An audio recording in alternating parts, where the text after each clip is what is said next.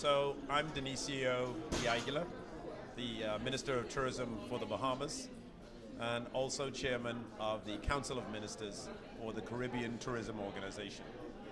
So we've been spending a week here in New York, a very lively, well-attended, extremely participatory meetings we've been having to discuss tourism in the Caribbean region.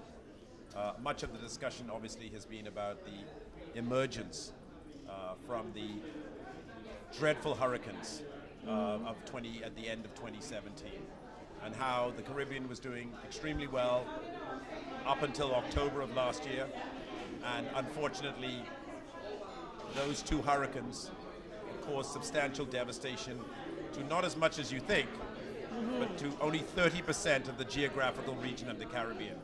So the first thing that I'd like to impress upon everyone, while hurricanes garner a lot of press coverage and is sensationalized somewhat, only 30% of the Caribbean was damaged by those hurricanes, and 70% of the Caribbean remained open and vibrant and ready for business.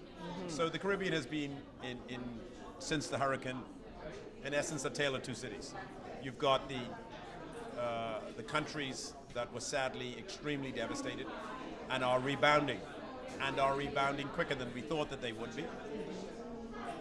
We're a geographical region that is used to hurricanes, has dealt with hurricanes, and know how to respond and to rebound from hurricanes.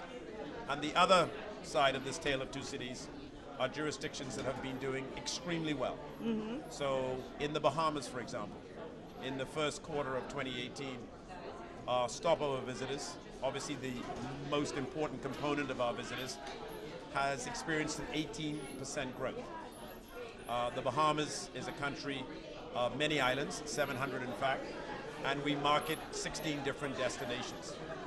And those destinations, especially the destinations outside of what we all know, Nassau and Freeport, what we call the family of islands, Abaco, Exuma, Eleuthera, have been doing extremely well, experiencing double-digit growth, 20% growth. So Nassau has had the benefit of the coming on stream finally of the Bahama project, 2,300 room project encompassing a Grand Hyatt, an SLS, and a Rosewood, and that has led to on the island of New Providence, Nassau, a 19% increase in growth. But the story we like to tell is our family islands. Right. Simply the most beautiful, experiential, intimate, low density component of our tourism product. Extremely charming, just an opportunity to go and relax and to chill and to embed yourself in Bahamian culture, Bahamian food, and just the slow, sleepy pace of a sparsely populated Caribbean island. So it's how you really want to live life. Yeah, so there's lots of chill. And for your thrill, diving, snorkeling, fishing, and visiting our world-famous swimming pigs. So we feel that the country of the Bahamas, being many different destinations, has something for everyone. Right. And we invite you to come and visit. That is awesome. That is awesome. One last thing before I let you go, because I know you're very busy. You're outgoing now at the head of Caribbean tourism. What have you learned from that experience? I know that you said you jumped in as a neophyte.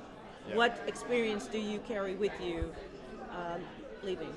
So in May of last year, I was elected to the Bahamian Parliament and appointed the Minister of Tourism, and my predecessor held the position of Chairman of the Caribbean Tourism Organization, which was a position I immediately assumed upon my election. And it's been an incredibly enriching experience. The Caribbean Tourism Organization is obviously an organization which embodies all of the ministers of tourism of the Caribbean countries. So if you want to learn and figure out what is happening in the Caribbean and how each individual country is dealing with their particular issue, what an incredible resource. And shortly into my term, we were hit by Irma and Maria and had to cope with the devastation of those two seismic events, and coming together and helping one another. And out of this disaster, seeing the methodologies of rebounding quickly, what has helped, the world has gathered around. Another thing that I've learned is that much of the world is geographically challenged when it comes to the Caribbean. I always say Bahamas, Barbados, Bermuda, Barbuda. And people get geographically challenged about where all these countries are. And what happens is when a hurricane hits the Caribbean, everybody thinks that every single country in the Caribbean is gone. And what we learned was really only 30% of it was hit, and we, the Caribbean, have to do a better job of educating the traveling public of the geography of the Caribbean.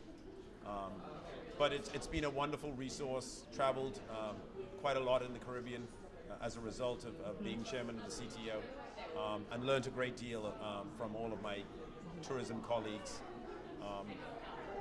about resiliency and rebounding and marketing.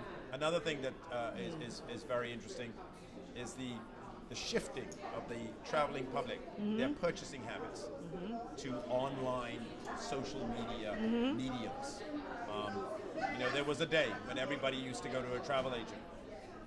At least in the Bahamas, I can speak for the Bahamas, 67% of the persons that come to the Bahamas purchase their vacations online now. So the need to redirect your marketing resources to social media and creating a substantial online presence is critical in today's market. And then another thing that we've learned is that, don't give up on my generation, the baby boomers. Our kids have left the home. We're now, in many instances, double income, no kids. And we have a lot of disposable income. And we want to travel and we have time.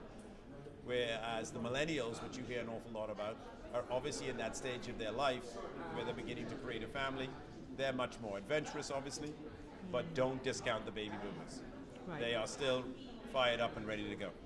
So very interesting term, learned a lot, and ready now to focus exclusively on my primary function, which is to be the Minister of Tourism and Aviation for the Bahamas. Well, that is awesome. I wanted to just thank you for your service. And one of the things that I noticed is that you brought innovation and the awareness of marketing and digital marketing to the Caribbean, because that is one of the main things for the Caribbean is digital marketing and being up to date with knowing how to communicate and using media in the right way and to get the word out. Yeah, absolutely. And then, one of the most wonderful things about online marketing and social media is it's very, very easy to measure the effectiveness of your program. So once you put an ad, you can see how many people click and how they move on to making a booking, and that type of information is just wonderful to know. Yeah. Whereas before, putting an ad on television or on the radio or sponsoring a sporting event, it's very hard to figure out exactly the effect of that type of marketing. Exactly. So we're very excited, and we have redirected our resources, limited though they may be, to a greater online presence and a greater penetration into social media. Well, awesome. Thank you for your service. I look forward to working with you in the future. You've been an awesome minister. Thank you for so very much. Peggy, thank you so much. You're quite welcome. Peggy Dodson, Caribbean Week. I'll be right back.